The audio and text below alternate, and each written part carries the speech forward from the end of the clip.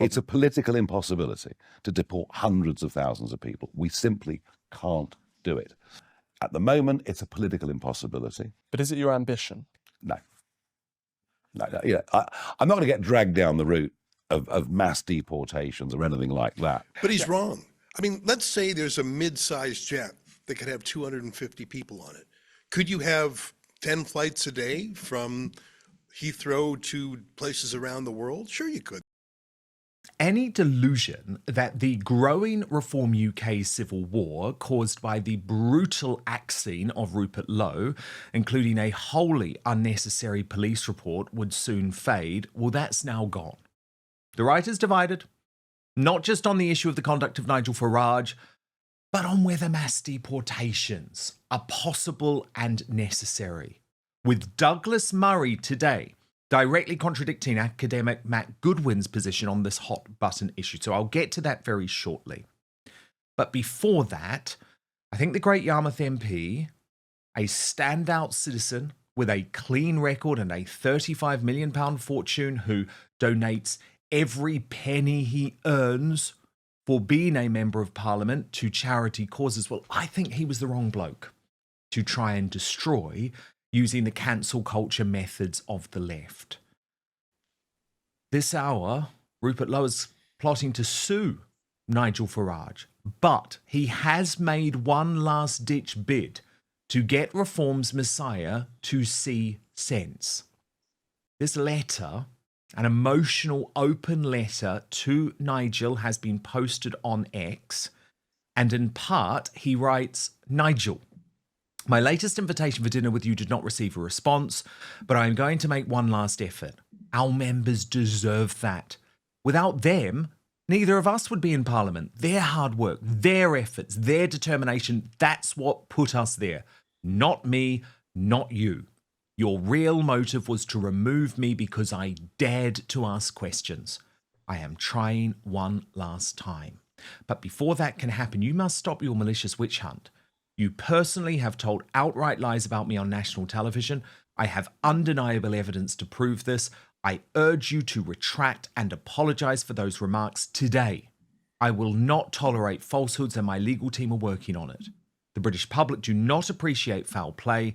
Egos must be parked to resolve this. I am trying to do that by reaching out again, but first you must stop your wicked assault on my character and reputation. It all must halt. I hope to hear from you. If I don't, I'd like to put on record my thanks for what you did to deliver Brexit. Sadly, that legacy is being sullied by your appalling behaviour over the last week. I once considered you a friend. I no longer do, but there remains a better way to resolve this. Rupert." So the crux of this row now is over two issues. Tommy Robinson and Nigel Farage's refusal to countenance mass deportations, despite it being one of Trump's most popular MAGA policies. And we know Farage's position on this is very clear because of this interview with Stephen Edgington. It's a political impossibility to deport hundreds of thousands of people. We simply can't do it. At the moment, it's a political impossibility. But is it your ambition? No. Yeah, I'm not going to get dragged down the route of mass deportations or anything like that.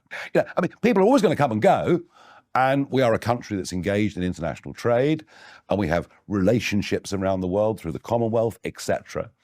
But yeah, we have to aim at a balanced migration policy. But net zero still means hundreds of thousands of people coming into Britain, immigrants coming into Britain. Isn't that too many? It may well be, but we have to start somewhere. Trump says in America that he wants mass deportations. We're talking about hundreds of thousands of illegal immigrants are in Britain at the moment. Some estimates say the number could even be in, 1 million plus. So do you support deporting all of those people? It's impossible to do. Literally impossible to do. In terms of the atmosphere in Britain, are you concerned that there is a rising level of anti-white hatred? I'm just concerned about a deeply divided society. But in deeply unwelcome news for Farage, Douglas Murray, one of Britain's most brilliant minds on the right, has rode in behind Rupert Lowe in a bombshell article in today's Spectator. His words are important, and I will read you the key part here. He writes, Farage may be right that the British state currently has no ability to deport hundreds of thousands of people, but there does not seem to be much point in a party to the right of the Conservatives which simply observes Tory failures while proposing no radical means to redress them. Donald Trump's electoral success in America comes substantially from his promise to deport illegals. He has installed a team of border enforcement agents who are performing this task, beginning with removing violent criminals. The world is shifting fast. And if you do believe illegal migration is one of the principal threats to your country, then squishing onto the sofa and just watching seems a very 1990s option. So a big intervention there from Douglas Murray. And as our Connor Tomlinson, he's going to be here tomorrow, surmised, Douglas Murray has the unique ability to make the world stop and listen. He's using that power today to tell Nigel Farage what he needs to hear, that Rupert Lowe is right. The mass deportation of the uncounted millions of foreign criminals currently in Britain is a sensible, necessary, perfectly legal and popular policy.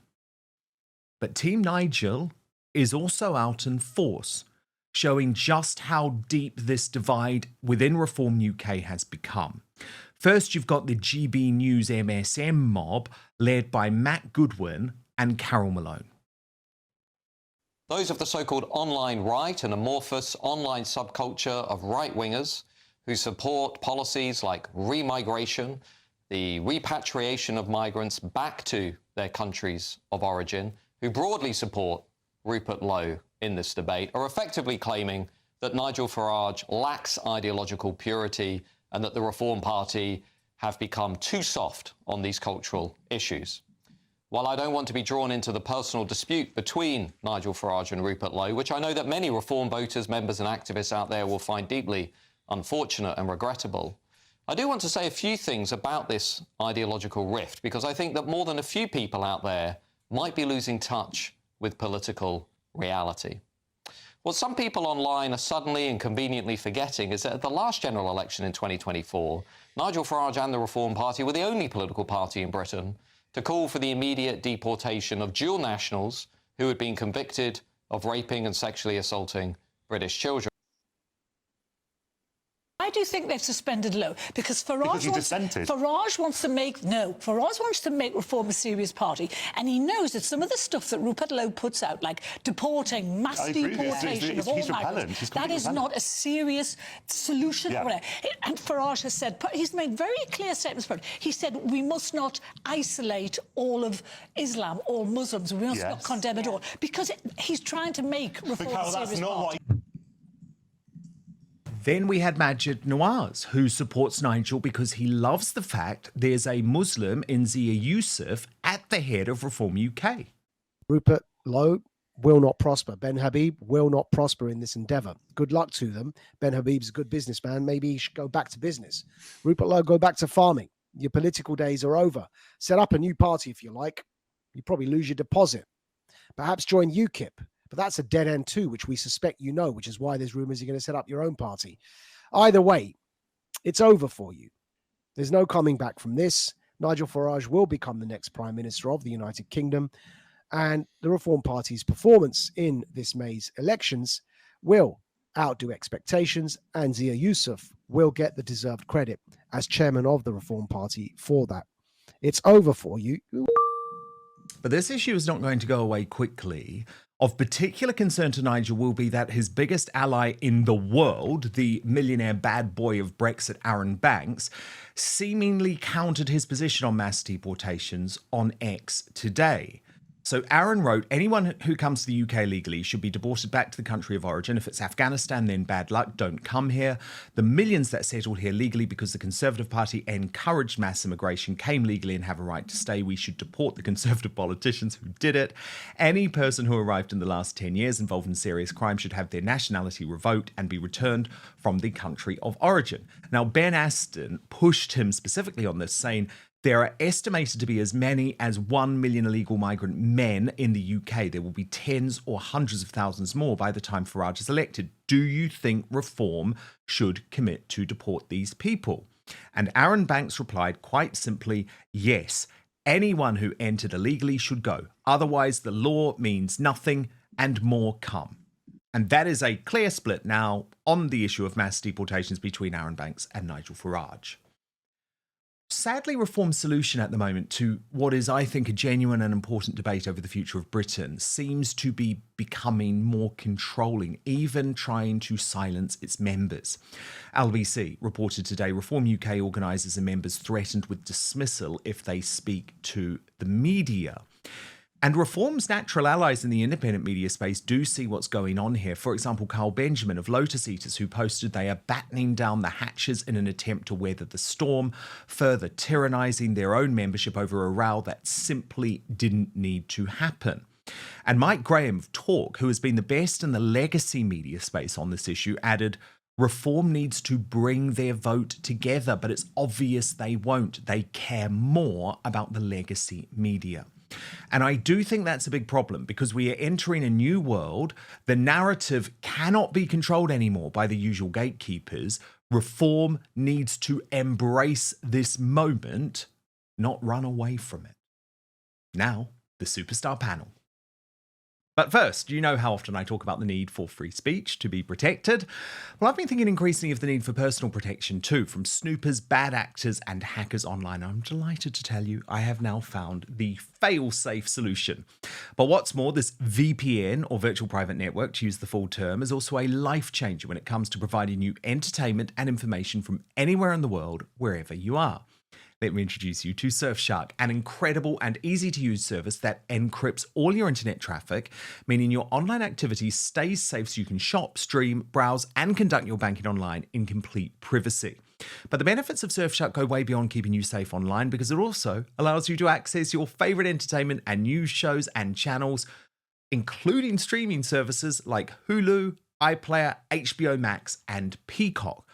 Or if you have a favorite show, this happens to me a lot, which is blocked on Netflix, Amazon Prime, or Disney Plus in your country, within seconds you can be watching as if you're in another country. If you're traveling for work or on holiday, you can also get all your favorite content from home, including sports coverage. This is an insurance policy against creeping censorship in many countries too. For example, France, which has blocked Rumble for so long now. I can't believe that. Effectively, you can watch anything, anytime, anywhere. It is true freedom, and you know I'm all about true freedom. A VPN can also save you money because you can get the best deals from websites that change their prices depending on where you're buying from. There are other benefits of Surfshark too. You can use it on unlimited devices, meaning your entire household can stay safe with just one subscription. And with over 3,200 servers in over 100 countries, there is a world of choice at your fingertips with 24/7 customer service if this is your first time using a VPN. Go to surfshark.com/outspoken for an extra 4 months of Surfshark at an unbeatable price. What's more, Surfshark is so confident it's the best VPN in the world that you can give it a try for a full 30 days. And if you're not entirely satisfied, you'll get your money back. Go to surfshark.com/outspoken for an extra 4 months of Surfshark at an unbeatable price. But now, back to the show. Both stars of the independent media, Ezra Levant, the publisher of Rebel News, and the freedom fighter Montgomery Toms. So, Ezra, what do you make of the fact that Nigel Farage seems to be wanting to die on this hill of saying mass deportations out of the United Kingdom is not practical? But he's wrong. I mean, let's say there's a mid-sized jet that could have 250 people on it. Could you have 10 flights a day from Heathrow to places around the world? Sure you could. That's a blip. So that's 2,500 people a day just with 10 flights. And then multiply that by 365 days a year. If my math is correct, just 10 flights a day is 750,000 people. That's huge. That's not undoable.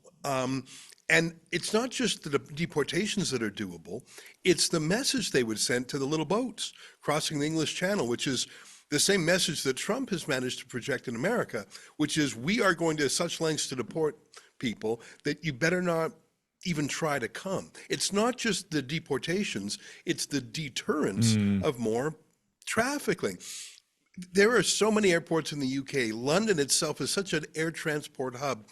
Of course, in the US, they're also using military jets. But I think that you could sign let me throw one more thing at you on this. Let's say that people would say, well, that's expensive. That's £500 or £1,000 per ticket, maybe. Yeah, well, compare that to the costs of subsidized housing, subsidized welfare. I know you have slightly different names for these things in the UK. Medical care, policing.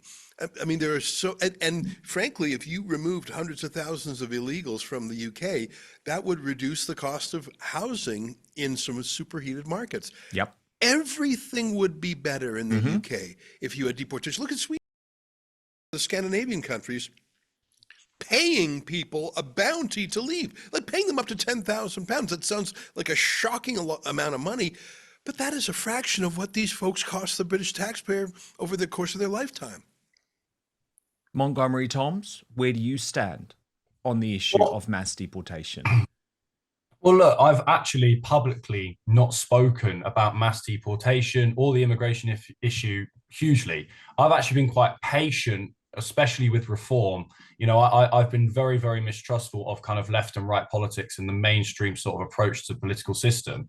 But obviously, of what happened in America and looking at Trump's stance, especially on mass deportation, has got me thinking, and a lot of other young people thinking about these issues.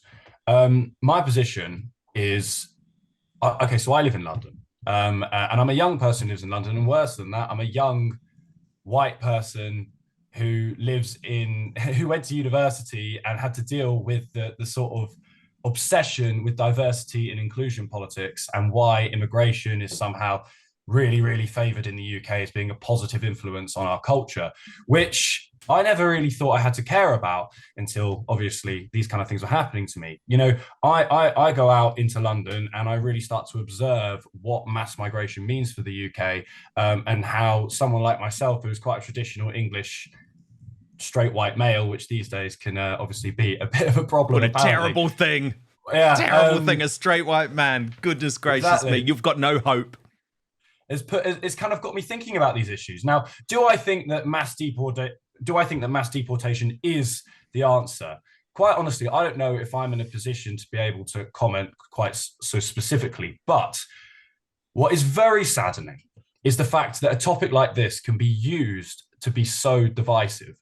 And as I said, I've been biding my time with reform, and I've been very patiently taking a back seat and looking to see if Farage is kind of the answer to our problems. And, you know, I don't believe that there is one person who's going to solve all of the UK's problems. But the fact that this can't be debated in a sensible and amicable manner is very, very upsetting and very, very worrying.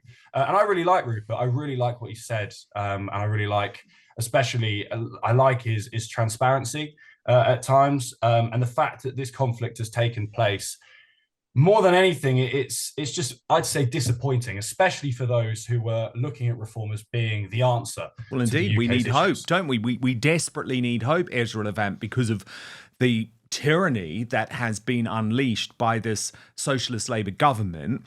Now, how significant an intervention do you think Douglas Murray is in The Spectator today? Because he's not rabble-rousing. He's not trying to get involved in this personal warfare between Rupert Lowe and Nigel Farage. He's just saying, if you want to replace the Conservative Party, you're going to have a better policy than what they did.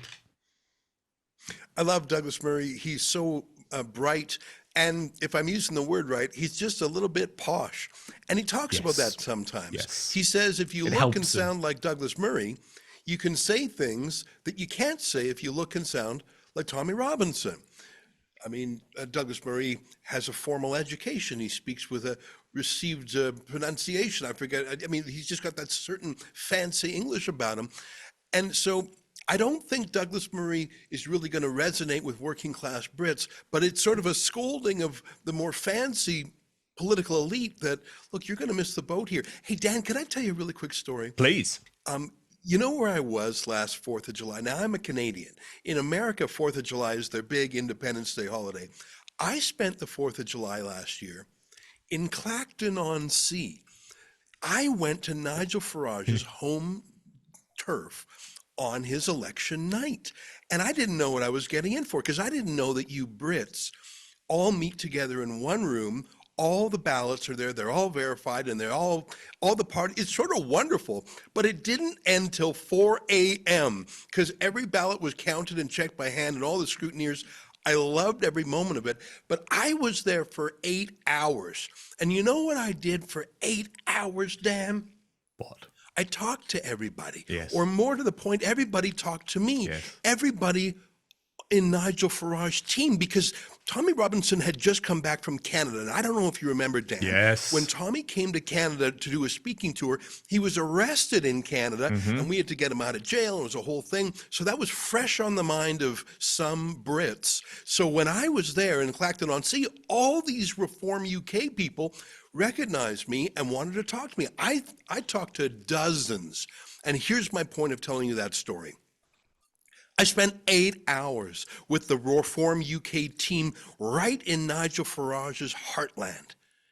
Every single one of them was a Tommy aficionado. Wow. They were asking me about him. They were, and how did this happen? And is he okay? And they were following him so intensely. And then it was like at around 2 a.m. or whatever when Nigel Farage pulled up in the big SUV and came out. Well, then all the local Reform officials who were chatting with me, they sort of did up their suit jacket a bit, and then they were, they weren't talking about Tommy anymore. They were hanging out with the big boss, Nigel. My point, Dan, is that if you ask your ordinary Reform UK member, I'm talking grassroots, I'm talking working class, I'm talking about the people Hillary Clinton would call deplorables. You know what I mean? Oh, yes. The forgotten people. Morrissey, in one of his songs, would call him nobody's nothing. The people that have been forgotten by the Westminster elites, they are for Tommy. Now, they have the good sense to know that maybe Tommy Robinson shouldn't be the face of the Reform Party. Maybe he shouldn't run for them. Maybe he shouldn't even be a member. By the way, I don't think he's asked to be a member. Nope, he hasn't. But they understand that despite his flaws, Tommy is fighting against unlimited immigration, for freedom of speech, and he's talking about the rape gangs when others lack the courage to do so. So they don't love everything about Tommy, but they love those things. And I saw it with my own eyes in Nigel Farage's backyard. So when he disparages Tommy or has a civil war in his own party over Tommy, I can tell you, he's not just shooting at Tommy Robinson, he's shooting at every single one of the people I met that day in Clacton-on-Sea. Absolutely fascinating. Fascinating insight, actually, into why this row, I think, goes to the very heart and soul of what the Reform UK Party will be.